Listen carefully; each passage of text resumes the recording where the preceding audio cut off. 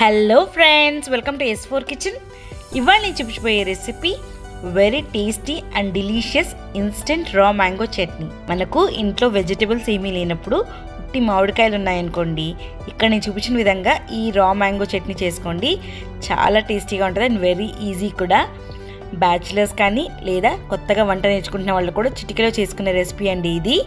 వేడివేడి అన్నంకి మనం నెయ్యి వేసుకొని తింటే చాలా అద్భుతంగా ఉంటుంది. ఈజీగా ఎలా చేసుకోవాలో చూద్దాం ఇప్పుడు. Let's get started. ఫస్ట్గా ఇక్కడ నేను 3 పచ్చి మామిడికాయలు తీసుకున్నానండి. ముందుగానే కడిగేసుకొని పొడిబట్టతో తుడిచేసుకున్నాను తడి లేకుండా. వీటిని పీల్ తీయకుండానే సన్న ముక్కలుగా కట్ చేసుకోవాలి, మీడియం సైజ్ ముక్కలుగా.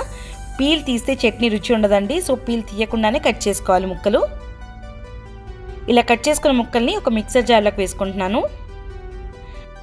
ఈ పచ్చడికి చాలా రుచినిచ్చేది మాత్రం గార్లిక్ క్లోవ్స్ అండి. సో గార్లిక్ నేను ఎక్కువగా వేసుకుంటున్నాను. మీ టేస్ట్కి సరిపడా చూసుకొని వేసుకోండి. నేను ఇక్కడ 20 వరకు వేసుకున్నాను. అలాగే దీనికి సరిపడా ఉప్పు, ఒక ½ టీ స్పూన్ పసుపు. అండ్ ఇది పచ్చి మామిడికాయ పచ్చడి కదండి, పులుపు బాగా ఉంటుంది, సో దానివల్ల కారం ఎక్కువగానే పడుతుంది. సో ఇక్కడ నేను 3 టేబుల్ స్పూన్స్ కారపొడి వేసుకుంటున్నాను.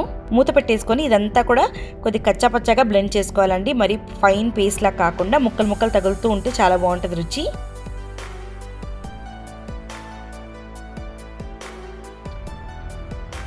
చూడండి, ఇలా ముక్కలు ముక్కలు కనపడుతూ ఉండాలి. మరి ఫైన్ పేస్ట్ అయితే అంత టేస్ట్ ఉండదు. ఇప్పుడు పోపు వేసుకుందాం.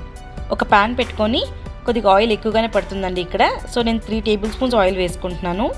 ఆయిల్ వేడయ్యాక మినపప్పు వేసుకుంటున్నానండి. బాగా క్రంచీగా తగులుతూ చాలా టేస్టీగా ఉంటుంది నోటికి. సో ఒక 1 టేబుల్ స్పూన్ మినపప్పు. ఇది దూరగా వేపుకోవాలి, మీడియం ఫ్లేమ్లో పెట్టుకొని మంచి గోల్డెన్ కలర్ వచ్చేదాకా. చూసారా, వేగిపోయింది కదా. ఇప్పుడు ఒక 1 టీ స్పూన్ జీలకర్ర అండ్ ½ టీ స్పూన్ ఆవాలు వేసుకుంటున్నాను. అలాగే ఈ చట్నీ ఇంకొద్దిగా రుచి పెరగాలంటే మనం ఇంగువ వేసుకోవాలండి.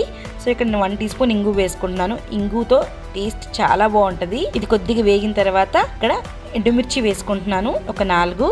అలాగే కాస్త కరివేపాకు. ఇవన్నీ కూడా మీడియం ఫ్లేమ్లో పెట్టుకొని దూరగా వేపుకోవాలండి, మంచి స్మెల్ వచ్చేదాకా. చూడండి, బాగా గోల్డెన్ కలర్ అయింది కదా. సో ఇప్పుడు మనం ముందుగా బ్లెండ్ చేసుకున్న చట్నీ ఉంది కదా, అది కూడా వేసేసుకొని మొత్తం ఒకసారి కలుపుకోవాలి. హై ఫ్లేమ్లో పెట్టుకోకూడదు, మీడియం ఫ్లేమ్లో పెట్టుకోవాలి. మనకి ఈ పోపు అంతా కూడా ఈ చట్నీలో కంబైన్ అయ్యే వరకు మిక్స్ చేసుకుంటే సరిపోతుంది. ఓవర్ కుక్ చేయకూడదు.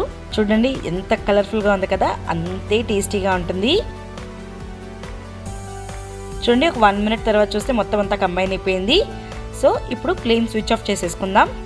వావ్, మన yummy instant raw mango chutney ready అయిపోయిందండి. ఇప్పుడు సర్వ్ చేసుకుందాం. ఎంత డిలీషియస్గా ఉంది కదా చూడ్డానికి. టేస్ట్ కూడా చాలా బాగుంటుంది. దోసకైనా బాగుంటుంది, చపాతీ కూడా బాగుంటుంది. కానీ వేడివేడి అన్నంకి తింటే ఇంకా అద్భుతంగా అండాల్సిందే మీరు, అంత టేస్టీగా ఉంటుంది. మీరు ఒక్కసారి ట్రై చేయండి. ఎలా వచ్చిందో కమెంట్ సెక్షన్లో పెట్టండి.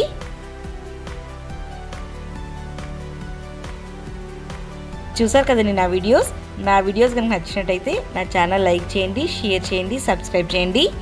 పక్కనే బెల్ బటన్ ప్రెస్ చేయండి for the latest updates. Thanks for watching my videos. See you all soon with a new recipe. Bye.